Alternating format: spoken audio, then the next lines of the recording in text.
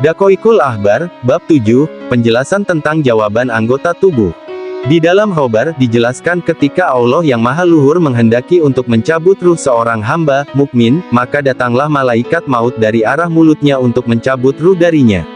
Lalu, keluarlah, zikir, yang biasa diucapkan ketika hidupnya, dari mulutnya lalu mengatakan, tiada jalan bagimu dari arah ini, telah lama sekali lisan hamba ini digunakan untuk berzikir kepada Tuhannya. Malaikat maut pun kembali kepada Allah yang Maha Luhur, lalu mengatakan, wahai Tuhanku, hambamu mengatakan ini dan ini. Lalu Allah yang Maha Luhur menjawab, cabutlah dari arah lainnya. Malaikat maut pun datang dari arah tangan, keluarlah, sodakoh, yang biasa dilakukan ketika hidupnya, lalu mengatakan, tiada jalan bagimu pada tangan ini, sesungguhnya hamba ini menggunakanku untuk banyak bersedekah, mengusap kepala anak yatim karena sayang, menulis dengan pena, dan menebas leher orang-orang kafir dengan pedang. Kemudian, malaikat maut datang ke arah kaki, lalu kaki itu mengatakan, tiada jalan bagimu dari arahku, sesungguhnya hamba ini menggunakanku untuk berjalan menuju sholat jamaah, menjenguk orang sakit, majelis ilmu, dan belajar. Malaikat maut pun datang ke arah telinga, tiada jalan bagimu dari arahku, sesungguhnya hamba ini menggunakanku untuk mendengar Al-Quran, azan, dan zikir.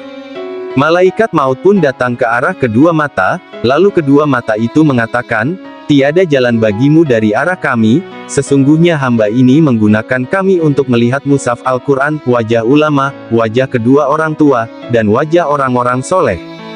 Malaikat maut pun sowan kepada Allah yang Maha Luhur, lalu berkata, wahai Tuhanku, sesungguhnya hambamu mengatakan ini dan ini. Allah yang Maha Luhur pun menjawab, wahai malaikat maut, gantungkanlah, tulislah namaku pada telapak tanganmu dan perlihatkan kepada ruh hambaku sehingga dia mengetahuinya. Malaikat maut pun keluar lalu menulis nama Allah pada telapak tangannya.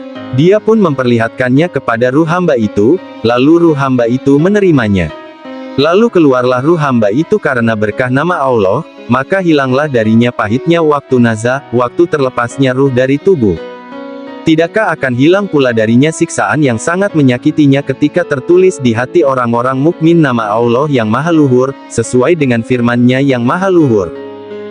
Maka apakah orang-orang yang dibukakan Allah hatinya untuk menerima agama Islam lalu ia mendapat cahaya dari Tuhannya, sama dengan orang yang membatu hatinya?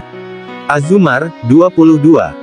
Tidakkah akan hilang dari orang-orang mukmin siksa dan kesulitan-kesulitan di hari kiamat, jika memang hatinya terukir nama Allah, tentu saja akan hilang. Dalam khobar lain, dijelaskan ada 5 perkara yang merupakan bisa mematikan dan 5 perkara lainnya adalah obatnya, yaitu dunia adalah bisa yang mematikan dan zuhud adalah obatnya, harta adalah bisa yang mematikan dan zakat adalah obatnya, perkataan adalah bisa yang mematikan dan zikir kepada Allah adalah obatnya, seluruh umur adalah bisa yang mematikan dan taat kepada Allah adalah obatnya, dan semua bulan adalah bisa yang mematikan dan obatnya adalah bulan Ramadan.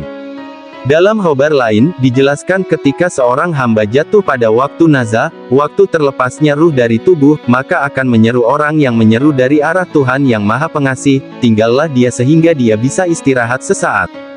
Ketika ruh telah sampai pada dada, maka orang yang menyeru itu berkata, tinggallah dia sehingga dia bisa istirahat sesaat. Begitu juga ketika ruh telah sampai pada kedua lutut dan pusar, orang yang menyeru mengatakan hal yang sama. Dan ketika ruh telah sampai pada tenggorokan, datanglah seruan, tinggallah dia sehingga anggota tubuh sebagian berpamitan dengan sebagian lainnya. Lalu, mata satu berpamitan kepada mata lainnya, ia mengatakan, semoga kesejahteraan tetap terlimpahkan kepadamu sampai hari kiamat. Begitu pula halnya dengan kedua telinga, kedua tangan, kedua kaki, dan ruh pun ikut berpamitan kepada tubuh. Maka kami memohon perlindungan kepada Allah agar terhindar dari berpamitannya iman kepada lisan, dan kami memohon perlindungan kepada Allah agar terhindar dari berpamitannya makrifat kepada Allah dan iman kepada hati.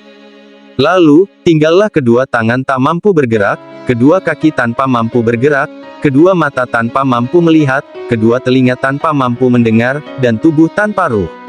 Dan jika saja lisan tertinggal tanpa iman dan hati tanpa makrifat kepada Allah, maka bagaimana keadaan seorang hamba di dalam liang lahat?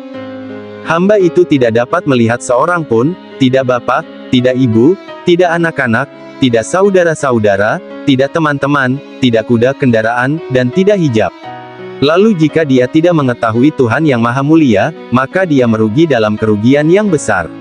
Imam Abu Hanifah berkata, waktu yang paling banyak merampas iman dari seorang hamba adalah waktu nazah, waktu terlepasnya ruh dari tubuh. Semoga Allah menjaga kita dan kamu semua dari terampasnya iman. Wallahu a'lam bishawab.